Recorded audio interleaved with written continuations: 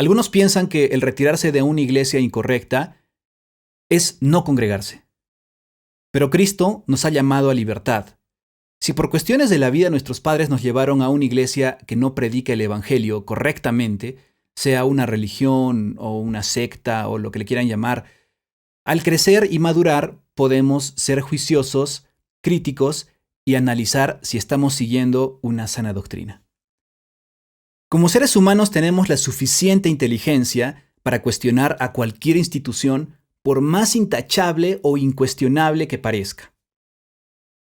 Los medios promueven la conducta rebelde de los hijos al salir del closet, ustedes saben a qué me refiero con esta frase, y animan e inspiran a los jóvenes a rebelarse contra aquellos principios o valores de antaño, idiotizando al varón o sexualizando a la mujer, y pintan esto como una buena conducta.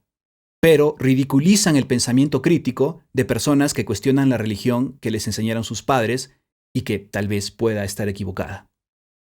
En resumen, retirarse de una iglesia incorrecta no es dejar de congregarse. ¿Qué significa congregarse entonces? Esta palabra viene del latín congregare, según la RAE, que significa reunir personas. Miren, no hay más palabras, no hay más definición de esto. Congregarse simplemente es reunir personas. Antes de ahondar en el tema, que les adelanto que es extenso, primero vamos a decir qué no es congregarse. ¿Sí? Vamos a ir al revés. Vamos a ver qué no es congregarse. No es reunirse bajo una religión. Eso no es congregarse. Bajo alguna secta, denominación, ministerio, cobertura, lo que le quieran llamar, etcétera, etcétera, etcétera. ¿Qué intento decir con esto? Para estar congregados, según la RAE, necesitamos reunirnos con personas, sencillamente. Ahora, viene el siguiente razonamiento. Si todos podemos reunirnos, entonces las reuniones o cumbres ecuménicas donde congregan varias religiones o sectas ¿son correctas? No, no son correctas. Y los cristianos no podemos participar de ellas. El 23 de junio del 2006, Marcos Witt, que es un muy conocido cantante, pastor, ministro evangélico, participó en un evento ecuménico organizado por Creces, que estas siglas significan Comunión Renovada de Evangélicos y Católicos en el Espíritu Santo. Eso significa Creces. Que reunió a evangélicos con católicos carismáticos en el Estadio Luna Park de Buenos Aires, Argentina. Su participación fue ministrar, eso entre comillas, ¿no? Ministrar alabanzas, mientras que el mensaje de Dios, también yo lo pondría entre comillas, el mensaje de Dios estuvo a cargo del sacerdote católico Raniero Cantalamessa, que me parece que es italiano, predicador oficial de la Casa Pontificia desde 1980. Y desde aquí vino un gran ataque a este Marcos Witt porque comenzaron a decirle que era ecuménico. En una parte dice que él quería correr este nuevo camino peligroso. Lo pueden buscar inclusive en internet, en YouTube todavía está ese video. Él quiere investigar este nuevo camino peligroso.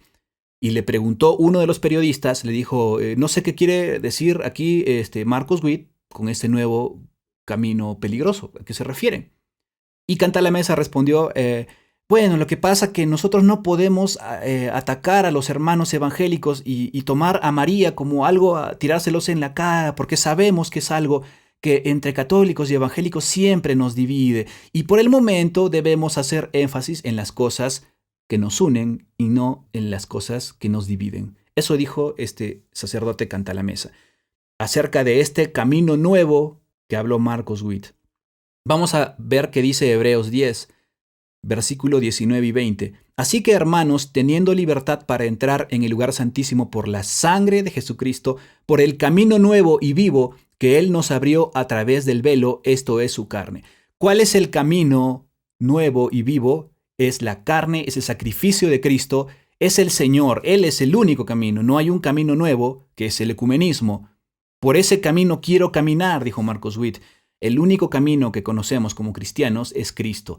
No hay otro camino que nos lleve a Dios. No hay otro número telefónico. Si alguien marca un número telefónico, si de repente no te tiene agendado y te va a anotar tu número telefónico, se equivoca en un solo número, le va a contestar a otra persona y va a decir número equivocado. Si en algo nos equivocamos, en el culto a Dios es número equivocado, no podemos ir al Padre. El único camino que nos lleva al Padre es Cristo Jesús.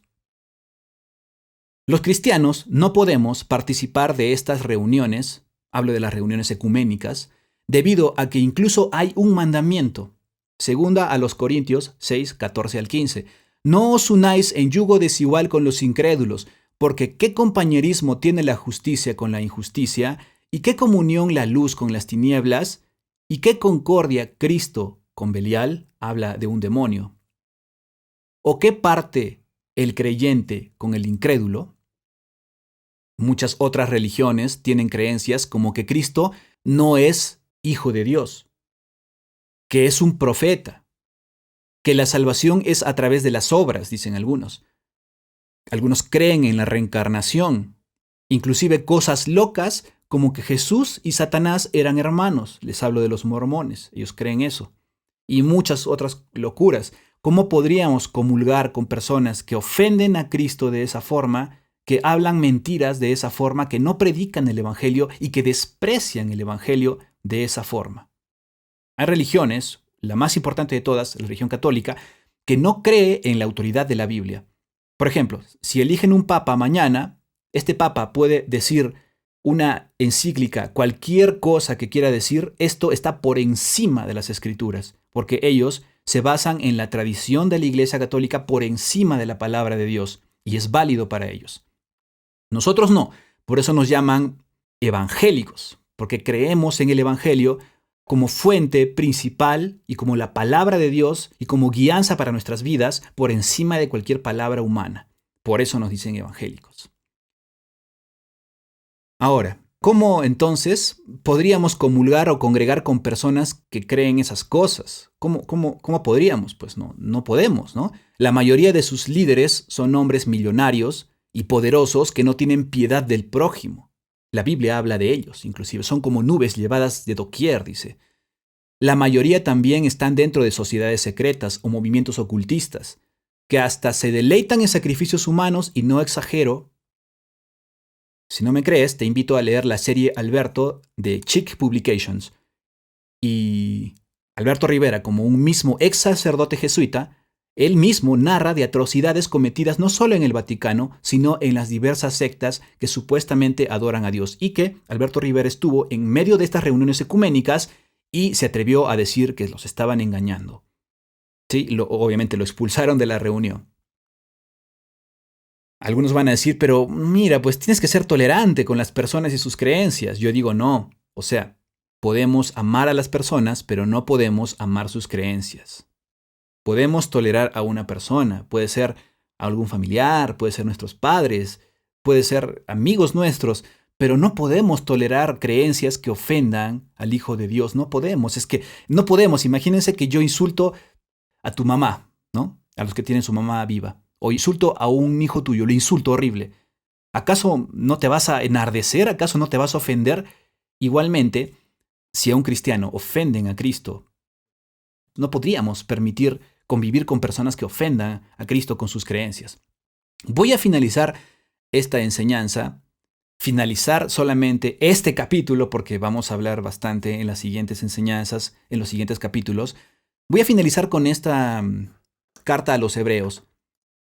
Hebreos 10, 19 al 25 dice: Así que, hermanos, teniendo libertad para entrar en el lugar santísimo por la sangre de Jesucristo, por el camino nuevo y vivo que Él nos abrió a través del velo, esto es, de su carne, y teniendo un gran sacerdote sobre la casa de Dios, acerquémonos con corazón sincero, en plena certidumbre de fe, purificados los corazones de mala conciencia y lavados los cuerpos con agua pura.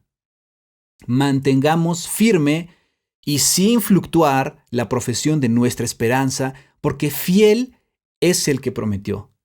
Y considerémonos unos a otros para estimularnos al amor y a las buenas obras, no dejando de congregarnos, como algunos tienen por costumbre, sino exhortándonos, y tanto más cuando veis que aquel día se acerca.